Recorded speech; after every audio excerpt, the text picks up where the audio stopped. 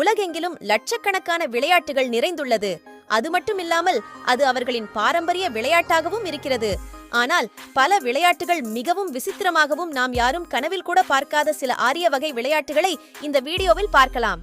நீங்க பண்ண வேண்டியதெல்லாம் ஒன்னுதான், லைக் பண்ணிட்டு உங்களோட கருத்து எதுவா இருந்தாலும் கமெண்ட் பண்ணுங்க. ஷெபக் தக்ரா என்பது கிக்பால் என மொழிபெயர்க்கப்பட்டுள்ளது. இது கைப்பந்து மற்றும் கால்பந்தின் சுவாரஸ்யமான கலவையாகும். இதில் மேட்ரிக்ஸ் வகை தற்காப்பு கலைகள் கலக்கப்படுகின்றன. வலையின் ஒவ்வொரு பக்கத்திலும் 3 வீரர்கள் கொண்ட அணிகள் உள்ளன. மேலும் அவர்கள் தங்கள் கைகளை முழுவதுமாக பயன்படுத்தாமல் எதிராளியின் பக்கத்தில் பந்தை இறக்கி கோல் அடிக்க வேண்டும். சைக்கிள் பந்து இரு அணிகளுக்கும் இடையிலான போட்டி. இது சைக்கிளின் சக்கரங்கள் மற்றும் அவற்றின் தலைகளை மட்டுமே பயன்படுத்தி பந்தை இலக்குக்குள் கொண்டு செல்வதுதான் இதன் விளையாட்டு. பார்ப்பதற்கே ஆச்சரியப்படுத்தும் இந்த விளையாட்டை மிகவும் பிடித்து விளையாடுகிறார்கள். மனைவியை தூக்கி செல்லும் விளையாட்டு.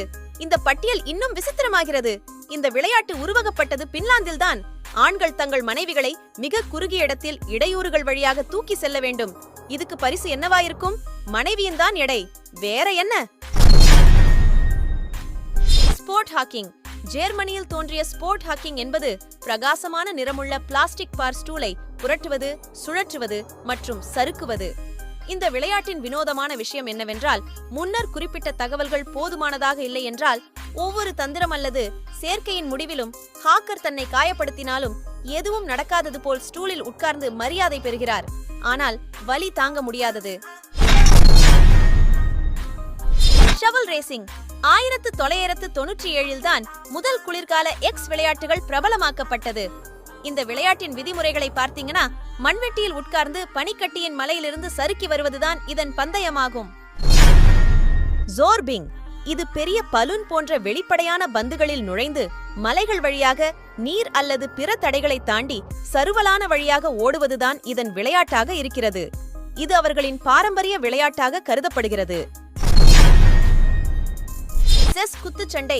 இந்த விளையாட்டை விளையாட உங்களுக்கு குத்து சண்டை மற்றும் செஸ் இந்த 2 விளையாட்டும் தெரிந்திருக்க வேண்டும். அங்குள்ள ஒருவர் மூளையையும் துணிச்சலையும் தனித்தனியாக வகைப்படுத்துவதில் சோர்வடைந்து அதை செஸ் குத்துச்சண்டைக்காக ஒன்றாக இணைத்தார். பங்கேற்பாளர்கள் சதுரங்கம் மற்றும் குத்துச்சண்டையில் தேர்ச்சி பெற்றிருக்க வேண்டும். 2 மாற்று சுற்றுகள் உள்ளன. உங்கள் உடல் அதை துடிக்கும் போது உங்கள் மூளை ஓய்வெடுக்கட்டும். மேலும் உங்கள் மூளை அதன் தந்திரமான நகர்வுகளை உடற்பயிற்சி செய்யும் போது உங்கள் உடலை சுவாசிக்கட்டும்.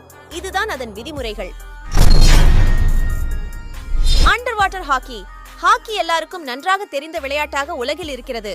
அது மட்டும் இல்லாமல் ஹாக்கி இந்தியாவின் தேசிய விளையாட்டாகவும் இருக்கிறது. ஆனால் உலகில் அதையே வித்தியாசமான முறையில் நீரின் அடியில் விளையாட்டுகிறார்கள். இது எதிராளியின் கோலுக்குள் ஒரு பக் அடிக்க துடுப்புகளுடன் நீருக்கடியில் விளையாடப்படும் ஹாக்கி. அதை விளையாடுவது கடினம் என்றாலும் அதை நேரலையில் பார்ப்பது இன்னும் கடினம். To wrestling. கட்டை விரல் மல்யுத்தம் பற்றி கேள்விப்பட்டிருக்கிறீர்களா? உலகெங்கிலும் உள்ள வித்தியாசமான விளையாட்டுகளில் இதுவும் ஒன்றாக இருக்கிறது. அது மட்டுமில்லாமல் இப்படி ஒரு விளையாட்டை கனவில் கூட நாம் யாரும் நினைத்து கூட பார்த்திருக்க மாட்டோம். கட்டை விரல் மல்யுத்தம் என்பது நம் கால் கட்டை விரலையும் எதிராளியின் கட்டை விரலுடன் சண்டை போடுவதுதான் இந்த கட்டை விரல் மல்யுத்தம். Ostrich racing. நம்ம எல்லாருக்கும் கோழி என்ற பெயரை கேட்டாலே பிரியாணி, இல்லையென்றால் முட்டை ஞாபகம்தான் வரும். ஆனால் ஆப்பிரிக்காவில் தோன்றிய தீக்கோழி பந்தயம் மிகவும் பிரபலமாகி வருகிறது. அதன் பின்பு அமெரிக்காவிற்கு சென்றது. தீக்கோழிகள் மணிக்கு கிட்டத்தட்ட 70 கிலோமீட்டர் வேகத்தை எட்டும். அது மட்டுமில்லாமல் இந்த விளையாட்டை பார்ப்பவர்களை மிகவும் உற்சாகப்படுத்துகிறது.